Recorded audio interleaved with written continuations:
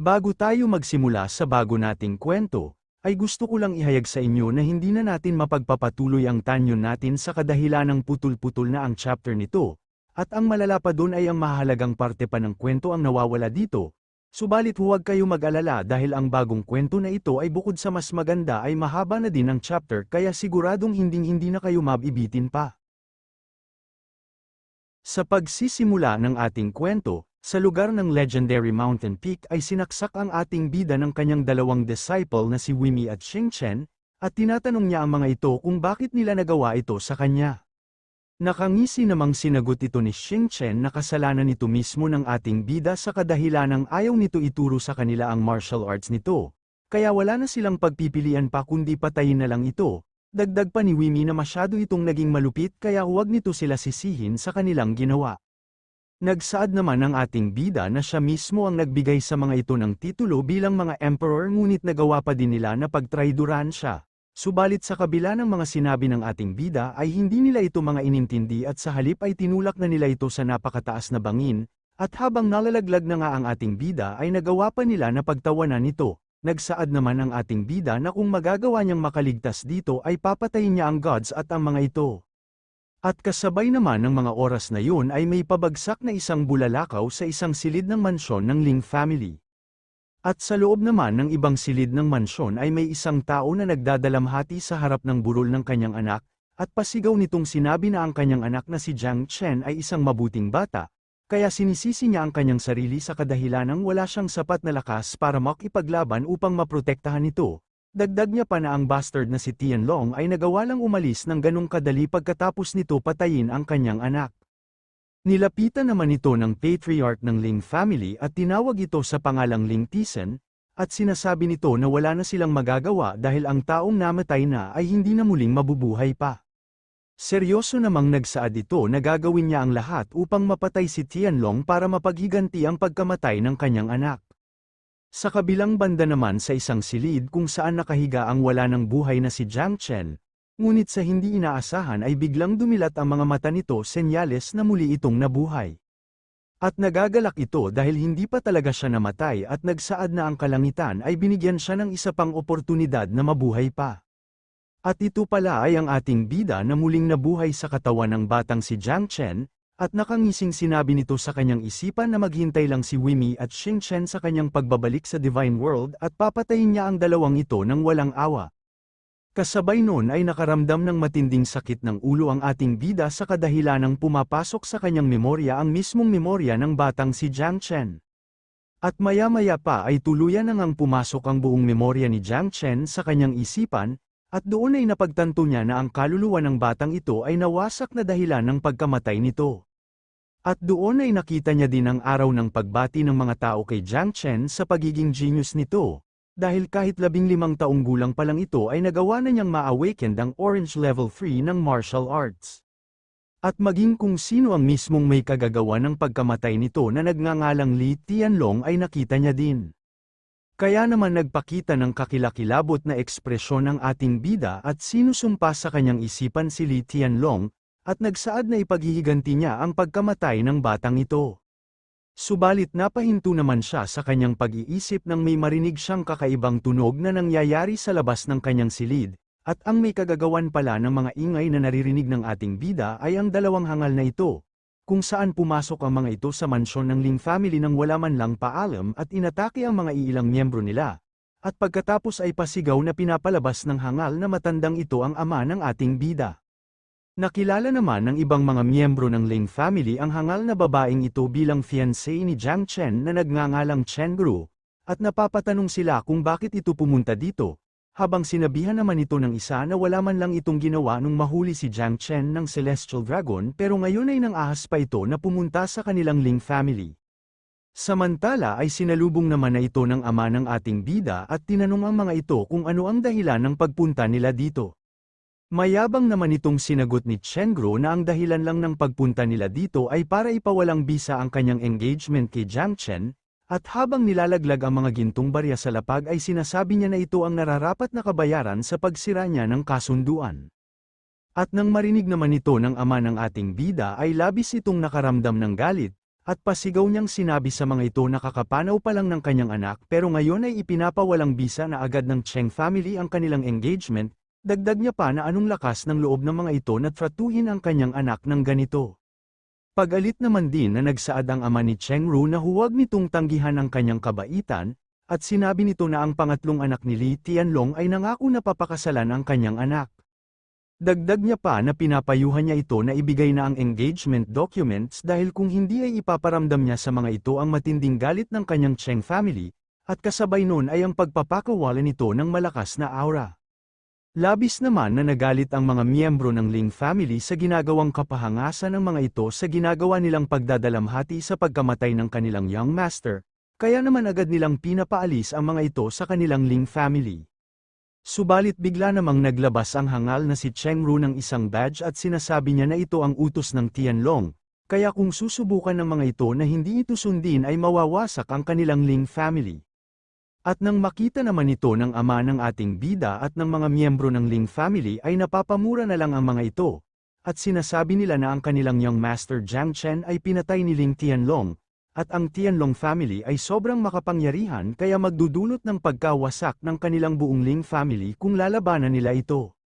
Sa kabilang banda naman ay mabilis na pag-atake ang makikita sa kanilang likuran, kung saan agad na tumama ito sa pinagmamalaking badge ng hangal na dahilan ng pagsabog nito. Kaya naman napapamura na lang ang hangal na ito at pag-alit na tinatanong kung sino ang nangahas na wasakin ang Tianlong badge. Sa tanong ng hangal na si Chen Gru ay agad naman ito na nagpakita at ito'y walang iba kundi ang ating bida na nagpapakawalan ng napakalakas na aura na nagsanhi ng pagkasira ng mga tinatamaan ng impact nito. At nang makita naman ito ng ama ni Jiang Chen ay labis ito na nagulat dahil ang pagkakaalam nila ay pumanaw na ito. Maging ang hangal na si Chen Gru ay labis din itong ikinagulat kaya naman napapasabi na lang siya na imposibleng mangyari ito. At nagsaad na si Jiang Chen ay pumanaw na kaya naman tinatanong niya ang ating bida kung sino talaga ito. Sarkastiko naman itong sinagot ni Jiang Chen na ang Diyos ay talagang matuwid dahil hindi pa talaga siya kinukuha nito. Sa kabilang banda ay agad naman ito na nilapitan ng kanyang ama, at tinatanong niya ito kung talaga ba na si Jiang Chen ito at hindi pa talaga ito namatay. Hindi naman ito sinagot ng ating bida, at sa halip ay biglang lumuhod ito at sabay na nagsaad ng paghingi ng tawad sa kanyang ama dahil sa lubos niya itong pinag-alala. Sobra namang nagalak si Ling Tisen dahil napatunayan na niya na ito talaga ang kanyang anak, kaya naman masaya niyang pinapatayo ito. At nang marinig ito ng hangal na si Chen Gru ay hindi niya magawang paniwalaan na talagang buhay pa ito. Ngunit sinabi niya din na mas makabubuti pa nga kung buhay pa talaga ito. At kasunod nun ay nagbigay ito ng isang masamang ekspresyon at agad na inutusan si Jiang Chen na hikayatin ang kanyang ama na ipawalang bisa na ang kanilang engagement, at huwag nang maging suwail pa na hindi ito sundin. At pagkatapos naman ito sabihin ni Chen Gru ay mabilis na lumapit dito ang ating bida, na bahagyang ikinagulat ng hangal dahil hindi man lang niya nakita kung paano ito agad nakapunta sa kanyang harapan. Kasunod nito ay sinampal ito ni Jiang Chen habang tinawag niya itong bitch at inutusan na lumuhod sa kanyang harapan. Bumagsak na nga ito sa hindi kalayuan, at pag-alit nitong sinabihan ang ating bida na kung anong lakas ng loob ang meron ito upang saktan siya. Seryoso naman itong sinagot ni Jiang Chen na isa lang itong maliit na parusa dahil sa kapangahasan nito na maging bastos sa kanyang ama. Mas lalo namang nagalit ang hangal na si Cheng Ru kaya naman agad-agad nito na inatake ang ating bida, habang sinasabi niyang papatayin niya ito. Sa kabila ng biglaang pag-atake nito ay walang kahirap-hirap lang itong inilaga ni Jiang Chen, habang mayabang pang sinasabi na isa lang itong hamak na mababang level na galaw. Kasunod noon ay binigyan niya ito ng isang simpleng atake na dahilan ng pagsuka nito ng dugo. Na nagsanhi pa ng unti-unting pagkawala ng malay nito, hanggang sa bumagsak na nga ito sa harap ng ating bida senyales na tuluyan na nga itong nawalan ng malay. At nang makita naman ito ng ama nitong hangal ay labis itong nakaramdam ng galit, kaya naman agad-agad nito na inatake si Jiang Chen habang sinasabi niya na papatayin niya na ito sa kapahangasan nitong saktan ang kanyang anak. Nagalit naman din ang ama ng ating bida nang makita niya ang biglaang pag-atake nito. Kaya naman agad itong sinugod ang hangal habang sinasabi niya na anong lakas ng loob ang meron ito upang atakihin ang kanyang anak. Nagsalpukan na nga ang atake ng dalawa kung saan nag-anyong mga beast ang atake ng mga ito, na nagdulot ng malakas na impact na dahilan ng pagtalsik nilang dalawa. Nakatayo namang bumagsak ang ama ng ating bida senyales na wala itong natamong kahit anong pinsala, habang ang hangal na matanda naman ay napaluhod na lang dahil sa kanyang matinding natamong pinsala, kaya naman napapamura na lang ito habang sinasabi sa kanyang sarili na hindi niya inaasahan na mas malakas pa pala ito sa kanya. Nagkamalay naman na ang hangal na si Chengro kaya nasaksihan niya ang nangyari sa kanyang ama kaya naman labis ito na nag-alala dito, at agad itong nilapitan at inalalayang tumayo habang tinatanong niya ang kalagayan nito. Sa kabilang banda naman ay lumapit na si Ling Tisen sa ating bida upang protektahan ito, at makikita na nasa maayos lang ito patunay na wala talaga ito na natamong kahit anong pinsala. Samantala ay seryoso namang nagsaad si Jiang Chen kay Chengro na kung gusto talaga nito na ipawalang bisa ang kanilang engagement ay hindi niya ito masisisi, ngunit wala itong karapatan na pagbantaan ang kanyang ama at ang lahat ng miyembro ng kanilang Ling family. At pasigaw niya pang sinabi sa lahat na ngayong araw ay inaanunsyo niya na siya na mismo ang magpapawalang bisa sa engagement nilang dalawa ni Chengro. Nagulat naman ang hangal na ito sa mga sinabi ng ating bida. Kaya naman sinabi niya dito na anong lakas ng loob ng basura na kagaya nito na i-divorce siya, kaya naman sinusumpa nito na gagawin niya ang lahat upang pagbayarin ito. Pasigaw naman ito na pinatahimik ni Jiang Chen at sabay na inutusan nito na umalis na sa kanyang harapan. Kasabay nun ay ang pagpapakawala nito ng napakalakas na aura, na dahilan ng pagtilapo ng mga ito palabas sa kanilang silid. Kasunod nito ay agad nang umalis ang mag-amang hangal. Subalit nag-iwan pa si Chengro ng mabigat na salita na maghintay lang ang ating bida dahil babalik siya paglipas ng 3 buwan kasama ang third son ng Li family. Ngunit hindi naman natakot dito ang ating bida bagkus ay mayabang niya pang sinabi dito na maaari itong pumunta kahit kailan pa nito gustuhin dahil nakahanda siya sa kahit anong oras. At makalipas ang ilang mga sandali ay nagtipon-tipon ang mga ito sa loob ng meeting room ng Ling family kung saan nakatayo si Jiang Chen at ang kanyang ama sa harap ng kanilang patriarch na nagngangalang Ling Shengnen. At tinawag nito ang ating bida at sinabi na nakumpirma na niya sa kanyang dalawang mata na hindi pa talaga ito patay, kaya naman tinanong na niya si Jiang Chen kung paano nangyari ito. Maging ang kanyang ama ay tinanong din kung ano ba talaga ang nangyari at kung paanong muli itong nabuhay. Hindi naman maaaring sabihin ng ating bida na hindi na talaga siya ang batang Jiang Chen na tinutukoy ng mga ito, kaya naman nagsinungaling na lang siya at sinabi na sa mga sandaling yun ay nasa estado na talaga siya ng kanyang kamatayan, ngunit sa hindi niya inaasahan ay muling bumalik ang kanyang buong lakas. At nung oras ng biglaang pagkagising niya ay nakatanggap ang kanyang isipan ng maraming kaalaman, at ito ay ang paraan upang magawa niyang ma-recover ang kanyang martial arts. At nang marinig naman ito ng kanyang ama at ng kanilang patriarch ay labis ito na nakaramdam ng matinding pagkabigla. Dagdag niya pa na ngunit kailangan niya ngayon ng maraming dugo ng wild animals at ng maraming herbs, at pagkatapos ng 3 buwan ay marirecover na niya ang 9 elements ng purification, at kahit pa ang real elements ay magagawa niya na din na ma-recover. Napahampas naman sa kanyang upuan ang patriarch dahil sa sobrang kagalakan ng marinig niya ito. Kaya naman agad-agad ito na tumayo at mabilis na lumapit sa ating bida at sinabi niya na ito na lang ang nag-iisang pag-asa ng kanilang Ling family, kaya naman magpapadala siya ng isang team sa bundok upang manghunting ng mga wild animals at kumuha ng mga herbs. Maging ang ama ng ating bida ay sobra ding ikinagagalak ito, at masayang sinabi kay Jiang Chen na i-check niya kung gaano pa karami ang wild animals blood sa loob ng Ling family storage upang maibigay agad ito sa kanya. Na masaya naman ito na sinang-ayunan ng ating bida at nagsaad ng pasasalamat sa kanyang ama. At makalipas nga lang ang ilang mga sandali ay isa-isa nang binibigay ng mga ito ang mga dugo ng wild animal kay Jiang Chen, at sinabi sa kanya ng kanyang ama na ito na ang lahat ng dugo ng mga wild animal na meron sa kanilang storage. Dagdag niya pa na ito muna sa ngayon ang gamitin ng ating bida at manghahunting pa siya ng maraming wild animal para dito. Kaya naman agad na nitong inaya ang lahat ng kanyang kasamahan para manghunting na sa bundok na malapit sa kanila, na agad naman itong mga sinunod at habang naglalakad na nga ang mga ito upang umalis na ay masaya nilang sinabi kay Jiang Chen na mag-iingat ito dahil ang lahat ng miyembro ng kanilang Ling family ay inaasahan ang mabilis na paglakas nito. Nagsaad naman ng ating bida na huwag itong mga mag-alala dahil hindi niya magagawang madismaya ang mga ito. At nang makaalis na nga ang mga ito ay may nilabas na isang libro si Jiang Chen na naglalabas ng bahagyang enerhiya, at sa isip-isip niya na ang librong ito ay ang 10,000 tahimik na paraan upang malaman ang katotohanan, na ginawa niya mismo sa pamamagitan ng kanyang sariling pagsusumikap, at kahit may mga kakulangan pa ito ay mayroon pa din siyang alam na paraan upang maging mas malakas pa. Maya-maya pa ay kinultivate na nga ito ng ating bida upang mabuksan na ito, at ilang sandali lang ay nabuksan na niya ang Heavenly Mortal, 10,000 Invisible Ways. At kasunod nito ay ang 10,000 Silent Ways, hanggang sa umabot na ito sa 8th Faith, na dahilan ng tuluyan ng pagbukas ng librong ito na nagsanhi ng paglabas ng malakas na enerhiya nito, at kasabay nun ay ang paglabas ng mga letra na agad namang pumalibot sa ating bida, at pagkatapos ay inangat niya ang kanyang isang kamay habang inuutusan ito na bumangon.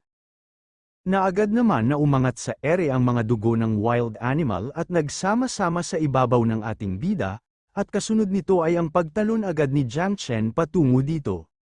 Maya-maya pa ay nakapasok na nga ito sa pinakagitna ng mga nagsama-samang dugo na dahilan ng pagsigaw niya sa matinding sakit na kanyang nararamdaman, at binanggit niya ang Thousand Path of Nirvana, Transcendence of Samsara at sinabi niyang sinasakripisyo niya ang dugo ng kanyang katawan. At kasabay nito ay ang paglabas sa kanyang likuran ng imahe ng The Heavenly Skywheel at unti-unti nitong inaabsorb ang mga dugo ng wild animal.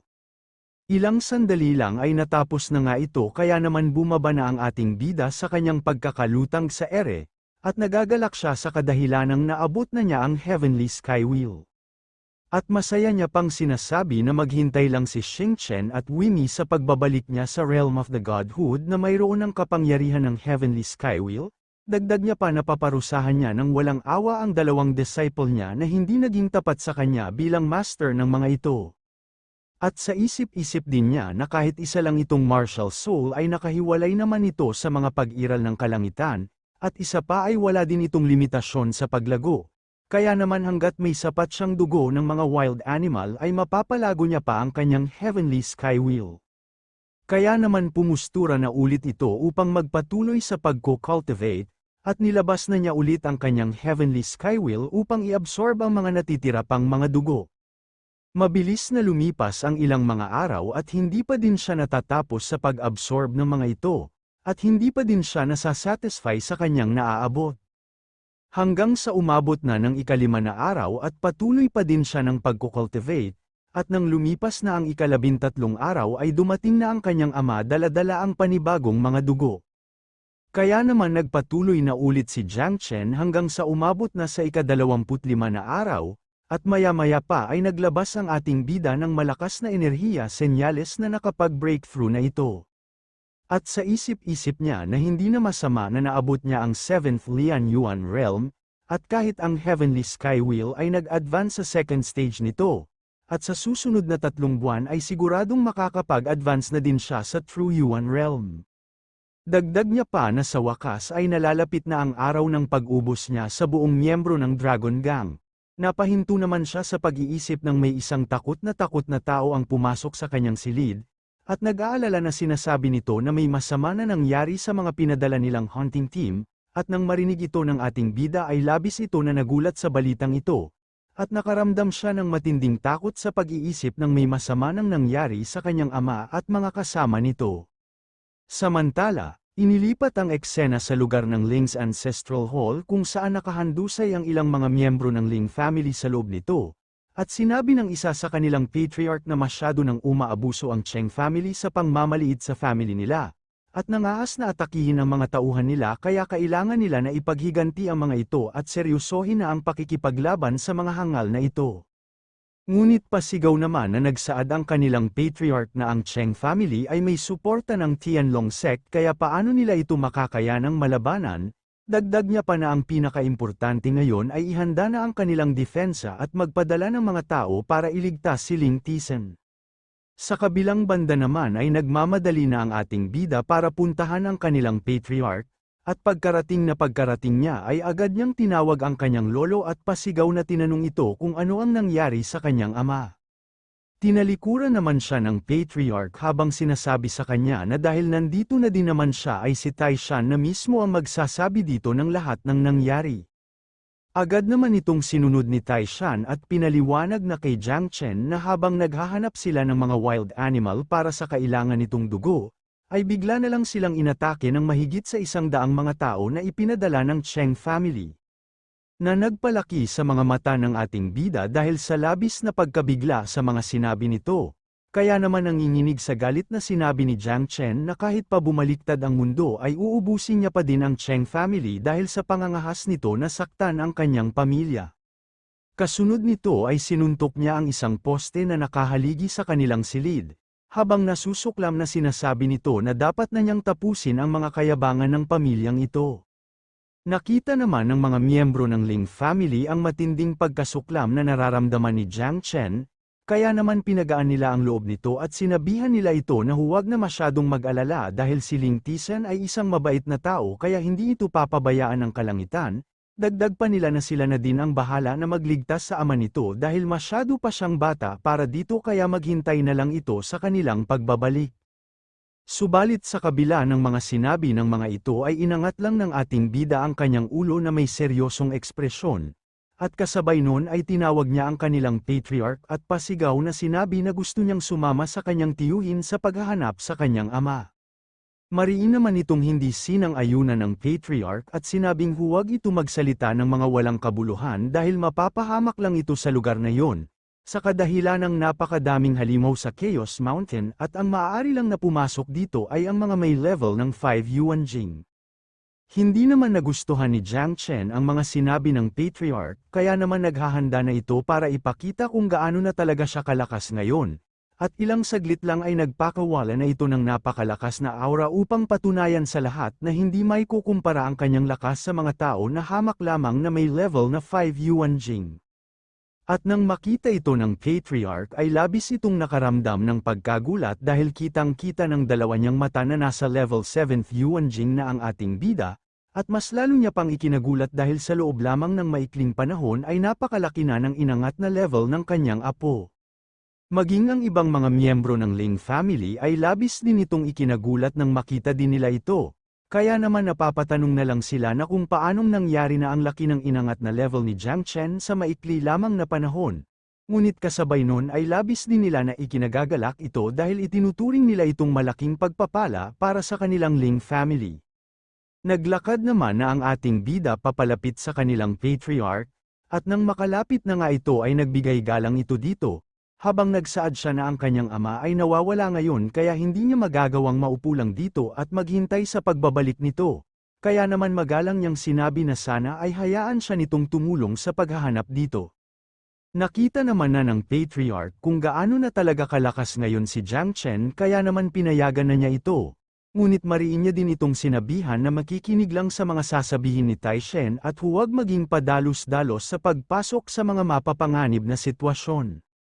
At pagkatapos ay sinabihan na niya si Tai Shen na magtungo na agad sa Chaos Mountain at siguraduhing maililigtas at maibabalik dito si Ling Tisen, ngunit sinabihan niya din ito na huwag din kakalimutan na ang kaligtasan ng mga ito ay ang pinaka-importante. At sa mga sinabi naman ng patriarch ay sinang-ayunan ito ni Tai Shen at nagpaalam na para sa kanilang pag-alis. Mabilis na lumipas ang mga oras at sa lugar ng Chaos Mountain ay nakapasok na ang ating bida at ang kanyang mga kasamahan. At habang naglalakbay sila ay sinabi sa kanya ng kanyang tiyuhin na sa loob ng Chaos Mountain na ito ay napakaraming mga halimaw, at dito din nagtitipon-tipon ang mga assassin kaya huwag na huwag itong lalayo sa kanyang tabi.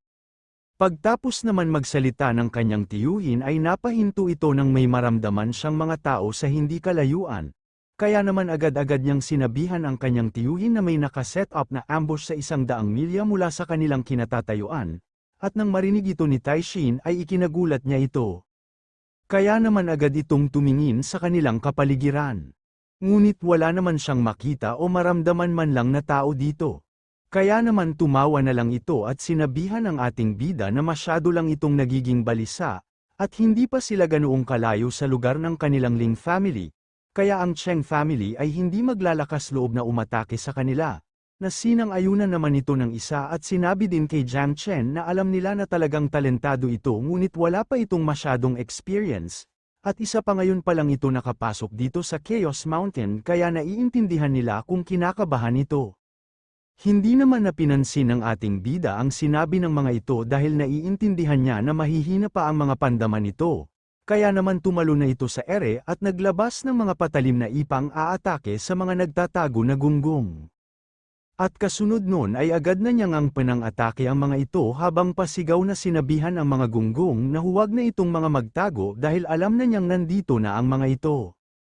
Lumabas na nga ang mga ito at madali lang na sinalag ng isang gunggong ang atake ni Jiang Chen, at mayabang ito na nagpakita ng may pagka-sarkastikong ngiti. At sabay na sinabi sa ating bida na hindi siya makapaniwala na naramdaman agad sila nito. Ngunit gayunpaman ay mamamatay pa din ito ngayon at ang lahat ng kasamahan nito. At nang makita naman ito ng mga miyembro ng Ling family ay labis nila itong ikinabigla sa kadahilanang ang gunggong na ito pala ay si Cheng Shen at ito ay ang top 10 master ng Cheng family, kaya naman napapamura na lang sila at napapasabi na masama ito. Kaya naman mabilis na lumapit si Tai Shen sa harap ng ating bida para protektahan ito. At sinabi niya na haharangan niya ang mga ito at agad na ito na tumakas upang makapag-breakthrough at saka na lang sila nito balikan. Subalit hindi naman inintindi ng ating bida ang mga sinabi ng kanyang tiyuhin, at sa halip ay nagdilim na ang ekspresyon nito at kasabay nun ay binubunot na niya din ang kanyang espada. At pagkatapos ay agad-agad na nga ito na sumugod habang tinatanong niya si Cheng Shen kung ito ba ang pumatay sa mga tauhan ng kanilang Ling family. Ngunit sa hindi inaasahan ay madali lang ito na pinawalang bisa ng tauhan ni Cheng Shen, na labis naman ay kinagulat ng ating bida habang ang hangal naman na si Cheng Shen ay mayabang pa siyang nginitian. Nagtanong naman ang gunggong na ito habang sangga-sangga niya pa din ang atake ng ating bida na kung siya ba si Jiang Chen, at mayabang na sinabi na naglakas loob ito na saktan ang kanyang sister Chengru kaya ngayong araw ay bibigyan niya ito ng matinding kamatayan. Sobra namang natakot ang mga kasamahan ng ating bida dahil kilala nila ito na nagngangalang Cheng Zuo na ipinanganak na may divine power, dagdag pa nila na kahit isa lang itong 7th level of the metaverse ay may kukumpara na ito sa 9 majors at makakaya din itong tapatan ang 8th level of the metaverse, kaya naman labis na silang nag-aalala para kay Jiang Chen. Sa kabilang banda ay umatake na nga ang gunggong gamit ang kanyang espada. Ngunit matagumpay naman itong nailagan ng ating bida, at sa isip-isip niya na malakas din ang taong ito. Ngunit napahinto naman ito sa kanyang pag-iisip nang umatake na naman ang gunggong na si Cheng Zuo na tinatawag niyang bear down on one with the weight of Mount Taishan. Ngunit hindi naman natakot dito ang ating bida. Bagkus ay nagalit pa nga ito at nanlilisik na ang mga mata habang mariin niyang sinasabi sa gunggong na mukhang naghahanap na ito ng kanyang kamatayan. At kasunod nito ay makikita na lang ang isang after image ng pagwas-iwas ng espada, kung saan mabilis na inatake ni Jiang Chen ang gunggong na si Cheng Zuo. Na matagumpay naman na tumama sa gunggong nang hindi niya namamalayan, na nagsanhi ng matinding pinsala nito at napapasigaw na lang sa matinding sakit na nararamdaman niya, kaya naman napapatanong na lang siya na kung paano ito naging posible. Kasabay nun ay ang pagbagsak nito sa kalupaan senyales ng pagkamatay na nito, at nang makita ito ng hangal na si Cheng Shen ay labis niya itong ikinagulat at hindi pa din ito kayang paniwalaan, dahil ang pagkakaalam niya ay nawala ang martial arts ng ating bida, habang ang dalawa niyang gunggong na kasama ay napapatanong na lang kung paano si Jiang Chen naging ganito kalakas. Narinig naman ng ating bida ang mga sinasabi ng hangal na si Cheng Shen kaya naman sarkastiko niyang sinabi na kung sino ang nagsabi na nawala ang kanyang martial arts, at pagkatapos ay nilabas niya ang kanyang spirit na naglalabas ng napakalakas na liwanag upang patunayan na nagawa na niyang maibalik ang kanyang martial arts, at sa ginawa niyang pagpapalabas nito ay labis na naapektuhan ang mga gunggong na ito. Kaya naman nang makita ito ng hangal ay sobra niya itong ikinabigla at sinabi niya na ito ay ang second grade na red martial spirit, kaya naman napagtanto niya na mukhang hindi talaga nawala ang martial arts ng ating bida. Habang ang tiyuhin naman ni Jiang Chen ay labis itong ikinatutuwa, at nagagalak niyang sinabi na ang kanyang pamangkin ay ang top genius sa lahat ng Threeyan towns, at mayabang niya ding sinabi kay Cheng Shen na ang Cheng family nito at ang Li family ay siguradong magsisisi sa kapangahasan na pagkalaban sa kanilang Ling family. Kaya naman nang marinig ito ng hangal ay sa isip-isip niya na hindi niya maaring hayaan na mabuhay pa si Jiang Chen, dahil kung hindi ay malalagay sa panganib ang kanilang Cheng family. Kaya naman agad na niyang inutusan ang mga tauhan niya na atakihin at patayin na ng mga ito ang ating bida ng buo nilang lakas. Labis naman na nag-alala si Taishen para sa kanyang pamangkin, kaya naman inutusan na niya din ang kanilang mga tauhan na magmadali na ang mga ito na protektahan si Jiang Chen. At sa nangyari ay sabay-sabay na ngang nagsisugod ang mga bawat panig, na kung saan ay naganap na nga ang labanan ng mga ito, at maging ang tiyuhin ng ating bida ay kinalaban na din ang hangal na si Cheng Shen. Sa kabilang banda naman ay pasugod na din ng ibang mga gunggong na ito kay Jiang Chen, habang sinasabi nila na dahil nangahas ito na kalabanin ang kanilang Cheng family ay nararapat lang dito ang isang matinding kamatayan. At nang makita ito ni Taishen ay sobra niya itong ipinag-alala, kaya naman pasigaw niyang sinabihan si Jiang Chen na agad nang tumakas dito, habang ang hangal naman ay labis itong ikinatuwa at sinasabi niya na ang tatlong ito ay mga 7th level kaya sigurado na ang pagkamatay nito. Hindi naman inintindi ng ating bida ang mga sinabi ng kanyang tiyuhin, bagkus ay naghanda na ito ng kanyang pag-atake at sa isip-isip niya na ang kanyang combat power ay hindi nawala ang pag-ensayo ng 9th level, at nakangising sinabi na ang mga gunggong na ito ay naglalakas loob na patayin siya. At kasunod nito ay mabilis na niya ngang inatake ang mga ito sa pamamagitan lamang ng pagwas-iwas niya ng kanyang espada, na matagumpay naman na tumama sa mga gunggong na dahilan ng pagsigaw ng mga ito sa matinding pinsala na kanilang natamo, na agad din naman na nagdulot sa pagkamatay ng mga ito. At sa nangyari ay agad naman na nagdiwang ang mga tauhan ng Ling family sa madali lang na pagpatay ni Jiang Chen sa tatlong gunggong, at sinabi nila na sila na ang bahala sa pag-ubos sa grupo ng mga aso na ito. Habang ang natutuwa naman na hangal na ito kanina ay gulat na ngayon sa mga nangyari, at napasabi na lang na kung paanong ang tatlong iyon ay hindi man lang nakayanan na kalabanin si Jiang Chen. Ngunit bigla naman itong inatake ni Taishen habang sinasabi niya na hindi ito ang oras para intindihin ng iba dahil kinakalaban siya nito ngayon, subalit mabilis naman itong naramdaman ng hangal kaya agad niya itong naiwasan, at kasunod nito ay binigyan niya ng isang malakas na sipa si Taishen, ngunit matagumpay din naman niya itong nasangga. Sa kabilang banda naman ay habang naglalaban ang dalawang ito ay pinapanood lang sila ng maigi ng ating bida, at sa isip-isip niya na kahit si Cheng Shen ay sanay sa kanan nitong kamay ay kapag bahagyang umaangat ang katawan nito ay malinaw na nakikita ang kahinaan nito sa ilalim ng kanyang kanang kamay. Kaya naman tinawag na niya ang kanyang tiyuhin para tulungan ito sa pakikipaglaban sa hangal, at sinabi niya na umatake na ito sa ilalim ng kanang kamay ni Cheng Shen sa layo ng 3 pulgada. At sa sinabi naman ni Jiang Chen ay walang pag-aalinlangan ito na sinang-ayunan ni Taishen. Kaya naman sinunod na niya ito at agad na sumugod dito, at ginamit ang kanyang teknik na tinatawag niyang 3 Thunder Strikes, at nang makita naman ito ng hangal ay labis niya itong ikinabahala at sinabi niya na masama ito dahil sigurado ang pagkamatay niya kung tatama ito sa kanya. Ngunit sa bilis ng atake ni Taishen ay hindi na nagawang makaiwas ng hangal kaya matagumpay ito na tumama dito, na nagdulot ng matinding pinsala sa hangal na ito at habang naghihingalo na nga ito ay napapatanong na lang siya na kung paano nito nalaman ang kanyang kahinaan, ngunit kasabay nun ay tuluyan na nga itong naputulan ng paghinga. At kahit namatay na nga ito ay sinagot pa din ito ng ating bida na dahil madali lang para sa kanya na makita ito ng mabilisan, at sa isip-isip niya na bilang isang emperor ay napakadali lang sa kanya na makita ang mga kapintasan ng pakikipaglaban ng isang tao.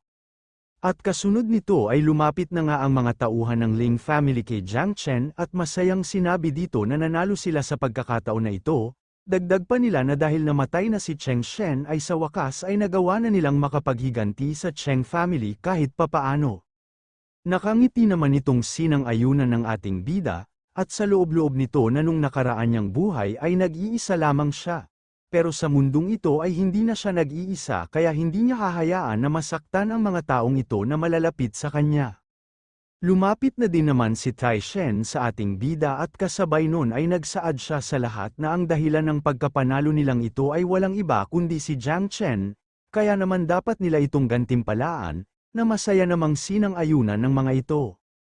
At pagkatapos ay binuksan ni Taishen ang kanyang dalang maliit na bag na may bigla namang lumabas na isang sisiw, na ikinadismaya naman ng ating bida at tinanong ang kanyang tiyuhin kung ano ba ang ginagawa nito, na agad naman itong sinagot na maghintay lang dahil hinahanap niya lang ang ibibigay niya dito. At ilang sandali lang ay nahanap niya na nga ito, at agad na ibinigay sa ating bida habang sinasabi niya na ito ang pinakamaganda niyang martial arts technique. At ito ay ang ginamit niya na teknik sa pagpatay niya sa hangal na si Cheng Shen na tinatawag na Three Thunder Strikes technique, at nang makita naman ito ng kanilang mga tauhan ay sobra itong mga nagulat, at sinasabi nila na ito ang martial art technique at ang maaari lang na tao na makapag-ensayo ay ang kanilang chief at ang magiging tagapagmana ng kanilang Ling family. Sa kabilang banda ay tinanggap naman na ito ng ating bida at nang makita niya ito ay sa isip-isip niya na isa lang itong mababang level na teknik sa mundong ito, dagdag niya pa na sa kasamaang palad ay hindi niya maibibigay sa mga ito ang kanyang mga teknik dahil naaangkop lang ito na magamit ng mga martial artist ng God Realm. Naisip niya din na kahit siya ay hindi niya ito maaaring gamitin sa mundong ito, dahil kung gagamitin niya ito ay siguradong mawawasak niya ang buong Cheng family sa pamamagitan lamang ng isang pagsuntok. Samantala ay nagsaad naman na si Tai Shen kay Jiang Chen na aabutin ito ng 5 buwan para matutunan ito at 5 taon naman sa pagmaster niya dito, kaya naman umuwi na lang muna ito upang matutunan na ito. Dagdag niya pa na masyado pa itong bata kaya normal lang kung hindi agad nito maiintindihan ang teknik na ito, at kailangan muna din ito na umangat sa True Yuan Realm upang mapadali na lang na matutunan ito. Sinang-ayunan naman ito ng kanilang mga tauhan at sinabi nila sa ating bida na nasa 7th Yuan Realm pa lang ito kaya masyado pa itong mataas na teknik para dito, kaya maghintay na lang muna ito ng 1 taon bago simulan ang pag-ensayo dito. Napaubo na lang naman ang ating bida sa mga sinasabi ng mga ito, at sabay na sinabi sa kanyang tiyuhin na sa totoo lang ay nagawa na niyang mamaster ang teknik na ito, at nang marinig naman ito ng mga tauhan ng Ling family ay natuwa ang mga ito. Ngunit nang malinaw na nilang napagtanto ang talagang sinabi ng ating bida ay nanlaki na lang ang mga mata at mga bunganga ng mga ito dahil sa matinding pagkagulat dito. Kaya naman napapatanong na lang sila sa isa't isa kung mali lang ba ang pagkakarinig nila. Habang ang tiyuhin niya naman ay hindi ito pinaniniwalaan. Kaya naman sinabi niya kay Jiang Chen na masyado pa itong bata kaya hindi naman mahalaga kung hindi nito kayang matutunan ito. At kasunod nun ay naging seryoso na ito at sinabi na subalit hindi ito maaari na magpanggap na talagang natutunan niya na ito upang hindi lang ito mapahiya sa kanilang lahat. Nasinang-ayunan naman ng mga ito at sinabi nila na ang teknik na ito ay masyado talagang malayo para maabot ni Jiang Chen. Dagdag pa nila na kahit bata pa ito ay hindi pa din ito maaring magsalita ng mga bagay na walang kabuluhan. Binubunot naman ng ating bida ang kanyang espada habang seryosong tumugon sa mga ito na hindi lang siya basta-basta na nagsisinungaling lang, at pagkatapos nun ay nilabas na niya nga ang kanyang espada habang sinasabi sa mga ito na kung hindi talaga sila naniniwala sa kanyang mga sinabi ay papatunayan niya na lang ito ngayon din mismo. Ngunit mariin pa din naman itong hindi pinaniniwalaan ni Tai Shin at pasigaw pa siyang sinabihan na huwag nang magpanggap pa. Subalit hindi naman na ito pinansin pa ng ating bida, bagkus ay ginamit na niya ang teknik na Three Thunder Strikes upang patunayan sa mga ito na hindi lang siya basta-basta na nagpapanggap lang. At nang makita na nga nila ito ay kagaya nga ng inaasahan natin ay labis itong ikinagulat ng mga ito. Maging ang kanyang tiyuhin na pinaka hindi naniniwala sa kanya ay siya ding pinakagulat na gulat sa lahat. At ang mas malala pa dun ay kitang-kita din nila na hindi lang basta natutunan ni Jiang Chen ang Three Thunder Strikes, dahil na-master pa nito ang teknik na ito. Kaya naman tinanong na ng ating bida ang kanyang tiyuhin na kung ano ang sa tingin nito sa kanyang ginawa, dahil ng oras na sinabi niya na na-master niya talaga ito ay mariin talaga itong hindi naniniwala sa kanya. Sa kabilang banda ay maging ang isang ito ay hindi din makapaniwala sa kanyang mga nasaksihan, at ito ay si Ling Taijun ang nakababatang kapatid ni Tai Shin at isa din sa mga tiyuhin ni Jiang Chen. Dagdag pang sinabi nito na ang kanyang elder brother ay nag-ensayo ng teknik na ito. Ngunit ang lakas ng paggamit nito sa Three Thunder Strike ay hindi maikukumpara sa sobrang lakas na paggamit ng ating bida dito. At nang marinig naman ito ni Tai Shin ay labis na nagpintig ang mga tenga nito, kaya naman binigyan niya ito ng isang malakas na sipa sa maselang parte nito na nagpalaki sa kanyang mga mata at nagpasuka ng matindi dito, habang pagalit na sinabi niya na kung ano ba ang mga pinagsasabi nito, at talagang naglakas loob pa ito na iparinig mismo sa kanya ang mga salitang pang-iinsulto nito. Kaya naman napatakbo na lang ng mabilis si Taijun habang sinasabi niya na totoo namang hindi talaga ganong kagaling ang kanyang kapatid, hindi tulad ng iba. Ngunit hanggang ngayon ay hindi pa din ito makayanang aminin ito, na mas lalo namang nagpagalit kay Taishin at mariing pinatatahimik ito sa pagsasalita dahil labis na siyang napapahiya sa lahat. Sa kabilang banda naman ay nagsaad ang ating bida sa kanyang tiyuhin na ang Thunder Strikes na ito ay pinag-aralan niya ng mabuti, at sa totoo lang ay mayroon itong bahagyang problema, ngunit hindi ito malalaman ni Taishin sa pamamagitan lang ng pag-eensayo nito. At nang marinig ito ng kanyang tiyuhin ay labis na nagtaka ito, kaya naman napahinto ito sa pagsakol sa kanyang nakababatang kapatid. Alam naman na ng ating bida na hindi talaga alam ito ng kanyang tiyuhin. Kaya naman pinaliwanag na niya na merong thunder na salita sa libro ng Three Thunder Strikes na malinaw na kilala sa pagiging mabilis, ngunit huwag nitong masyadong bigyan ng atensyon ang paulit-ulit na galaw nito, at sinabi niya na gawin nito ang kanyang mga sasabihin, at ipinaliwanag niya na nga na huwag ito mag-focus sa nakasanayan nitong galaw at sabay na pakawalan ang Three Thunder Strikes sa pinakamabilis na makakaya nito. Mabilis naman itong sinunod ni Taishin at agad na ito na pumustura, habang sinasabi niya kay Jiang Chen na susubukan niya ito. At maya-maya lang ay ginawa na nga nito ang mga sinabi ng ating bida at mabilis na ginamit ang Three Thunder Strikes, na nagdulot ng malakas na pagsabog kung saan ay winasak nito ang mga bagay na madadaanan nito.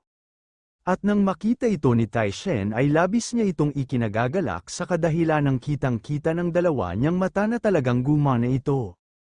Kaya naman manghang-mangha kay Jiang Chen ang mga tauhan ng Ling family at maging ang kanyang tiyuhin na si Taijun dahil sa talagang nakita nito ang kahinaan ng teknik ng Three Thunder Strikes, kaya naman agad-agad sila na lumapit dito at humiling sa ating bida na sana ay turuan din sila nito dahil meron ding mga problema ang kanilang mga teknik.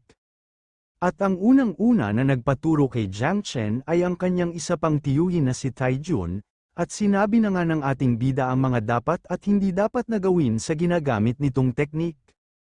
Maya-maya pa ay ilang sandali lang natapos na din si Jiang Chen na sabihin sa lahat ang pagkakamali ng kani-kanilang teknik. At masayang sinabi ni Taishin dito na sa pamamagitan lamang ng konting salita nito ay mukhang nakakuha ang mga ito ng magandang pag-unlad ng kani-kanilang mga teknik. Nagsaad naman ang ating bida na sa teknik naman ni Taijun ay maaari lamang umepekto sa third level Vital Spirit, ngunit ngayon ay makakayanan na ng Jumping Lightning Triple Strike technique nito na magawang umepekto na din sa fourth level Vital Spirit. Nagalak naman si Taishin sa kanyang mga narinig kaya naman sinabihan niya na din ang iba na huwag ng mga ito kalimutan ang mga tinuro ni Jiang Chen, at sabay na inutusan ang mga ito na kailangan na din nila ngayon na magpatuloy sa paghahanap. Kaya naman naglakad na ang mga ito upang ipagpatuloy ang kanilang misyon, at maya-maya lang ay nakarating na sila sa dapat nilang puntahan, kaya naman tinawag ni Taishin ang ating bida upang ituro ang isang lugar. Agad na nga din silang pumunta dito at sinabi ni Taishin kay Jiang Chen na sa lugar na ito ang naganap na biglaang pagkawala ng ama nito habang pinoprotektahan sila. Ngunit napahinto naman ang ating bida nang may nakita siyang isang bagay na naglalabas ng bahagyang enerhiya sa likod ng rumaragasang tubig, at agad niyang nakilala ito na tinatawag na Peaceful Jade Lotus. Kaya naman agad-agad niya itong pinuntahan, habang naiwan na nagtataka si Taishin sa sinabi ni Jiang Chen, ngunit hindi siya sinagot nito bagkus ay sinabihan lang siya nito na maghintay lang muna ng ilang sandali. Maya-maya lang ay mabilis naman na nakabalik ang ating bida, at nagulat si Taishin nang makita niya ang kinuha ni Jiang Chen. Sinabi naman ng ating bida na ito ang Peaceful Jade Lotus at lubhang kahanga-hanga ito dahil makakaya nitong ibalik ang naputol na kamay ng isang tao. At nang marinig naman ito ng mga tauhan nila ay labis nila itong ikinabigla kaya naman agad nilang tinanong si Jiang Chen kung totoo ba ang sinasabi nito. Nasinang-ayunan naman ng ating bida ngunit sinabihan niya ang lahat na kahit alam na ng mga ito na totoo ito ay huwag na huwag nila itong ipapaalam kahit kanino, dahil kung may makakaalam nito ay maaaring magtangka ang mga ito na atakihin ang kanilang Ling family para lang makuha ito. Sinang-ayunan naman ito ni Taishin dahil ang mga ganitong kayamanan ay siguradong maraming tao ang magnanasa na makuha. Subalit napalingon naman silang lahat nang may mga gunggong na hangal ang biglang dumating, habang sinasabi ng isa na hindi niya inaasahan na makakakuha ng malaking kayamanan ang Ling family na may kakayahan na makapagpabalik sa naputol na parte ng katawan ng tao. At kasunod nun ay mayabang silang tinindigan nito habang nagbigay ng nakakalokong tingin at sarkastikong ngiti. Sa kabilang banda tinanong naman ng ating bida ang kanyang tiyuhin kung sino ang mga ito, na agad naman sinagot ni Taishan na ang taong naka-black robe ay ang isa sa top 10 master ng Cheng family na si Cheng Ying, dagdag niya pa na nandito din ito sa lugar na ito nung araw na mawala ang ama nito. Naglakad naman na ang taong kasama ng hangal na si Cheng Ying habang tumatawa ito ng malakas at nakalabas na din ang espada nito senyales na handa na itong umatake. At nang bahagya na ngang makalapit ito ay mayabang na sinasabi nito kay Jiang Chen na naglakas loob ito na insultuhin ang kanyang kapatid kahit wala naman itong kakwenta-kwentang tao, at sabay na hinamon ang ating bida ng isang sugal. Sinabi naman ni Taishan kay Jiang Chen na ito ay ang kapatid ni Chen Ru na si Cheng Yu, at malapit na din itong maabot ang 8th level spirit kaya naman pinaalalahanan niya ito na mag-iingat dito. Ngunit hindi naman nakaramdam ng kahit konting takot dito ang ating bida bagkus ay nakangiti niya pang sinabihan ang kanyang tiyuhin na huwag itong mag-alala. At matapos ay tinanong na niya ang gunggong na hangal kung anong sugal ang sinasabi nito. Na agad naman itong sinagot na kung hindi niya makakayanan ang tatlong gagawing atake nito ay hahayaan niya itong putulin ang kanyang dalawang paa. At kasunod nun ay nagbigay ito ng nakakalokong ekspresyon, habang sinasabi ng hangal na ito na ngunit kung makakayanan niya naman ang tatlong atake na gagawin nito ay tuturuan niya ito kung paano talaga pumutol ng mga paa sa pamamagitan ng pagputol niya ng mismong mga paa nito, at nang gumapang ito habang nanghihingi ng tawad sa kanyang kapatid. Tinawanan lang naman ito ng ating bida at mayabang na sinabi sa hangal na hindi niya na kailangan ng tatlong atake pa dahil ang isang beses na atake lang ay sapat na para sa kanya. At nang narinig ito ni Cheng Yu ay labis-labis nitong pinagtawanan si Jiang Chen, at sinabi nito na hindi niya inaasahan na alam na ng ating bida na hindi talaga nito magagawang mapinsala siya kahit sa tatlong atake kaya pinili na lang nito ang isang pag-atake para hindi ito mapahiya. Napahinto naman ito sa pagtawa nito nang makita niya ang pagbunot na ng ating bida ng kanyang espada, habang sinasabi sa hangal na ito na mukhang hindi siya nito naiintindihan. At kasabay nun ay binigyan niya ito ng isang sarkastikong ngiti habang naglalabas na ng bahagyang enerhiya, at mayabang na sinasabi niya na ang ibig sabihin niya lang naman ay ang isang pag-atake niya ay higit pa sa sapat para talunin ito. At pagkatapos niya sabihin yun ay inatake na niya nga ito gamit ang pinaganda niyang teknik ng kanyang tiyuhin na Jumping Lightning Triple Strikes.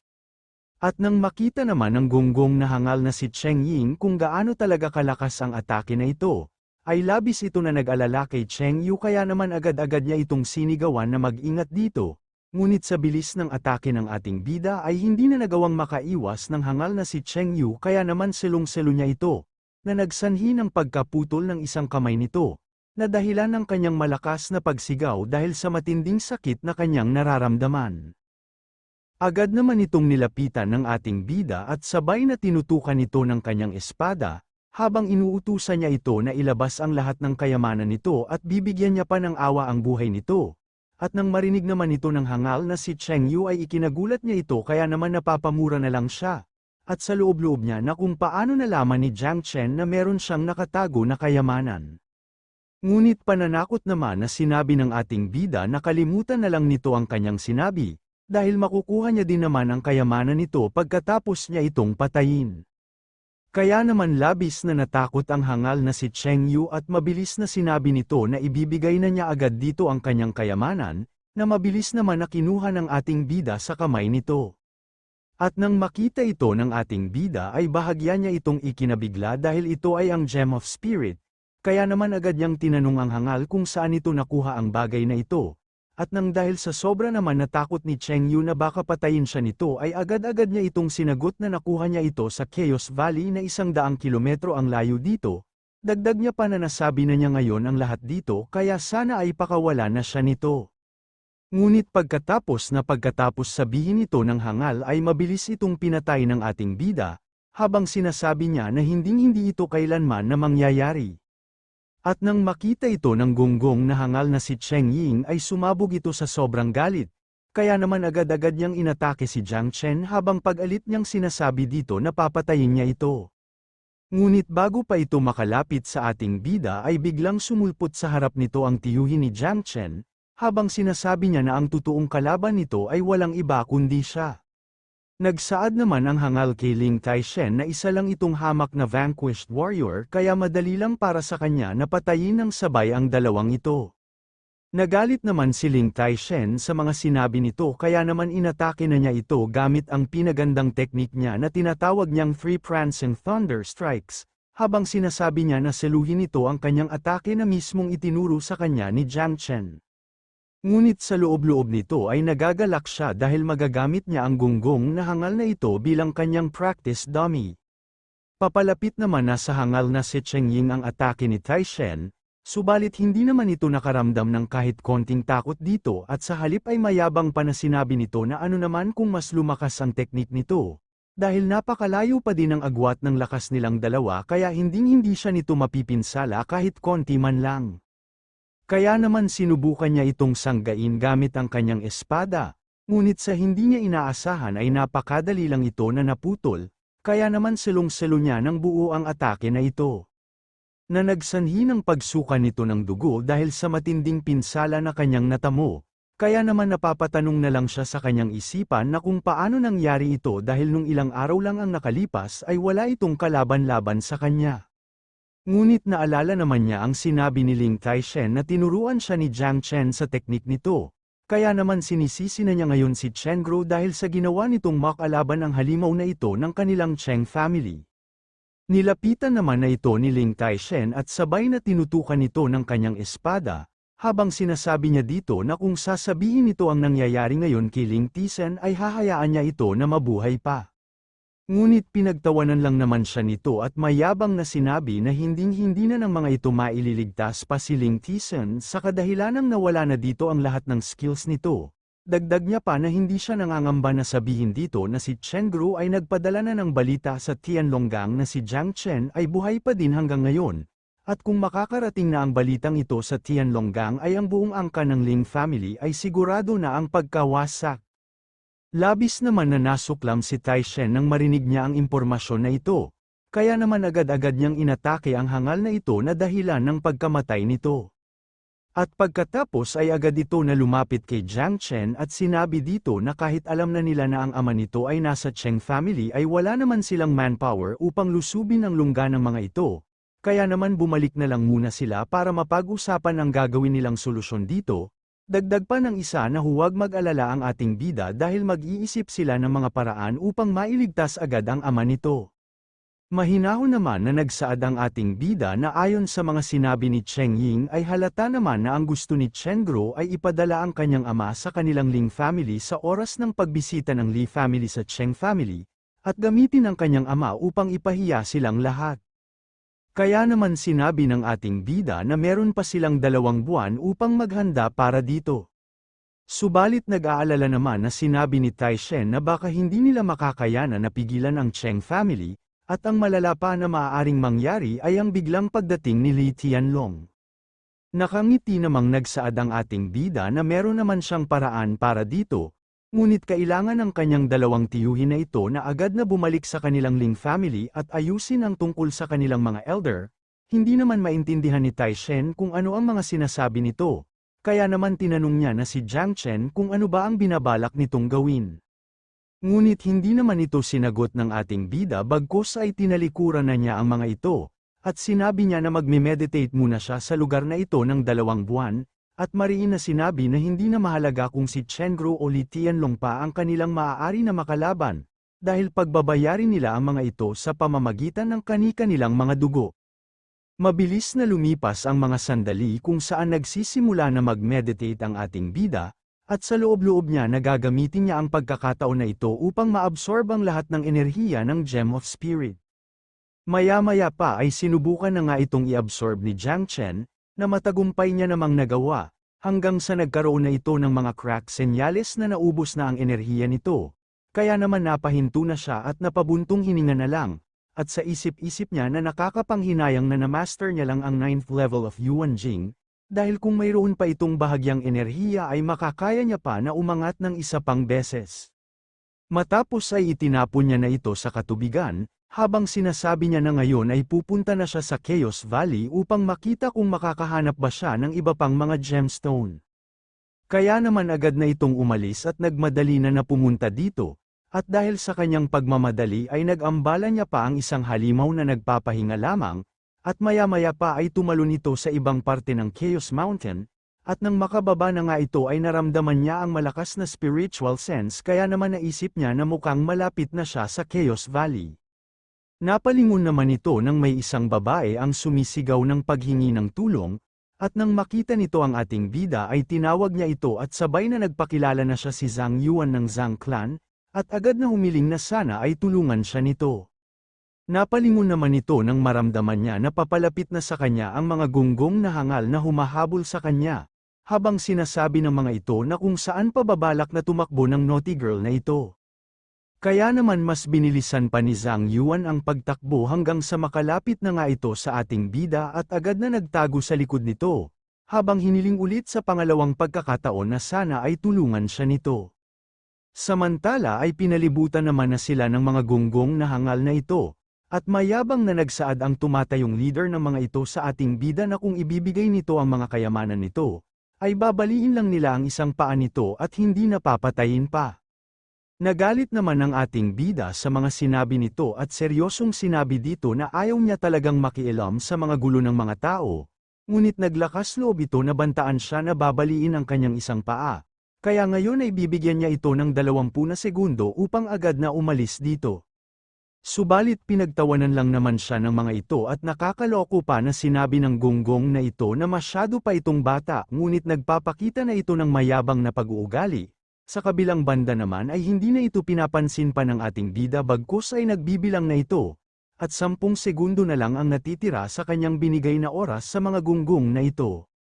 Kaya naman labis na nagalit ang gunggong sa ginagawa ni Jiang Chen, at mayabang nito na tinanong ang ating bida kung kilala ba nito kung sino talaga siya. Ngunit sa pangalawang pagkakataon ay hindi pa din ito pinansin ng ating bida at patuloy pa din sa pagbibilang at 5 segundo na lang ang natitira ngayon. Dahil doon ay mas lalo nang nagalit ang gunggong na ito kaya naman inatake na nito ang ating bida, habang sinasabi niya na naglakas loob ito na ma-offend ang kanilang Gang of 5 Chaotic Tiger, kaya nararapat lang na mauna na itong mamatay ngayon. Hindi naman nangamba ang ating bida dito bagkus ay nilait niya pa ang pangalan ng gang ng mga gunggong. Bahagya naman ang nakalapit ang gunggong na ito kung saan nag-anyong gintong ahas ang sandata nito, habang pag-alit na sinasabi na bubutasin niya ang dibdib nito at saka nila titignan kung makakapagyabang pa ba ito pagkatapos. Nagalak naman ang hangal na leader ng mga ito sa mga nangyayaring kaganapan, at sinabi niya na ang Spear of Spiritual nila Wu ay may skill move ng under 8th level of Yuan Jing, at na-master na din ito ang ultimate level nito, kaya ang pagpatay sa tao na ito ay napakadali lang para dito. Habang ang isa naman ay sinisigawan sila Wu na huwag muna niya patayin ito para maalis muna nila ang mga skill nito, at putulin ang 2 mga paa nito at sabay ipakain sa mga wild dog. Samantala ay nakalapit na nga ang gunggong sa ating bida, ngunit makikita na unti-unting naglalaho na parang bula ang pinagmamalaking teknik nito, at dahil pala sa umatake na nga din ang ating bida, hanggang sa tumama na nga din dito ang atake na ito, na nagdulot ng pagsuka nito ng dugo habang napapasabi na lang na imposibleng mangyari ito. Bumagsak na nga ang wala ng buhay na gunggong sa mismong kinatatayuan pa ng kanyang leader at mga kasamahan nito, na ngayon ay gulat na gulat ng masaksihan nila ang mabilis na pagpatay dito ng ating bida, kaya naman napapamura na lang ang gunggong na leader ng mga ito dahil hindi niya inaasahan na madali lang itong mapapatay ni Jiang Chen. Naglakad naman na ang ating bida patungo sa mga ito na naglalabas pa ng mga kuryente sa kanyang espada, at seryosong tinanong ang mga gunggong habang tinitignan ito ng masama na kung sino ang nagsabi na gusto siya na ipakain sa mga wild dog. Ngunit hindi naman sumagot ang mga gunggong na hangal bagkus ay sabay-sabay na ito na sumugod dito, habang sinasabi ng mga ito na ipaparanas nila dito ang totoong lakas ng 9th level of Yuan Jing. Sa kabilang banda nang makita naman ni Zhang Yuan ang sabay-sabay na pag-atake ng mga ito ay labis siyang nag-alala para sa ating bida, kaya naman pasigaw na niya itong sinabihan na mag-ingat sa mga ito. Hindi naman natakot ang ating bida sa kabila ng madaming bilang ng mga gunggong, sa halip ay naghanda na din ito ng isang pag-atake, habang mayabang niyang sinasabi na isa lang itong hamak na grupo ng mga walang kwentang tanga, kaya naman ituturing niya lang ang mga ito na isang bagay na pwede niyang pagpraktisan. At nang makita naman ng mga gunggong ang inihahanda ni Jiang Chen na teknik ay agad nilang naramdaman na isa itong malakas na pag-atake kaya naman labis itong mga nangamba. Ngunit sa bilis ng ating bida ay hindi na nagawang makaiwas ng mga hangal kaya naman matagumpay niya na sabay-sabay itong inatake. Tumilapo na nga ang mga gunggong sa ere, at sabay-sabay din na malakas na bumagsak sa kalupaan. Nilapitan naman ito ng ating bida at nagsaad sa mga ito na sa kabila ng pagiging walang kwenta nila ay nangangahas pa talaga ang mga ito na magnakaw sa mga tao. Napalingon naman ang ating bida sa leader ng mga gunggong nang magsalita ito na masyado lang itong magaling sa paggamit ng espada kaya hindi niya ito matatanggap bilang isang pagkatalo. Sa narinig ng ating bida ay natawa na lang siya ng malakas dito, at sarkastikong sinabi sa mga ito na sa wakas na pagtanto na niya kung bakit lahat sila ay isang mga talunan sa kadahilan ng mga tanga talaga ito. At pagkatapos niya sabihin yun ay inihagis niya ang kanyang espada sa isang puno, at sabay na mayabang na sinabi sa mga gunggong na para ma-refine niya ang kanyang skills ay lalabanan niya ang mga ito sa pamamagitan lamang ng kanyang mga kamay. Labis naman itong ikinagalak ng mga ito kaya naman agad-agad sila na sumugod sa ating bida, habang sinasabi nila na nahulog ito sa sarili nitong patibong dahil ngayong wala na itong sandata ay hindi sila naniniwala na hindi nila ito makakayanang patayin. At sa isip-isip naman ng gunggong na leader ng mga ito na talagang malakas ang skills ng batang ito kaya sobrang yabang nito, kaya naman paparanas nila dito ang matinding pag-torture. Ngunit nang makalapit na nga ang mga gunggong na alagad nito ay madali lang ito na binugbog ng ating bida, kaya naman nang makita niya ito ay nanginginig na lang ito sa sobrang takot habang napapasabi na lang na imposible ito. Kaya naman agad-agad nito na binitawan ang kanyang sandata senyales ng pagsuko na nito sa laban, at kasabay nun ay ang mabilis na pagtakbo nito para tumakas habang umiiyak na ito na parang bata, at pasigaw na nang hihingi ng tulong na sinasabi na meron ditong isang halimaw, ngunit bigla naman na sumulpot sa taas nito ang ating bida habang sinasabi niya na masyado na itong huli para tumakas pa, at kasunod nun ay binali niya ang leeg nito gamit lang ang kanyang mga binti. At pagkatapos ito patayin ng ating bida ay sinabi niya na ang isang grupo ng mga tanga na ito ay hindi man lang naging sapat para sa kanyang pag-wow-arm up.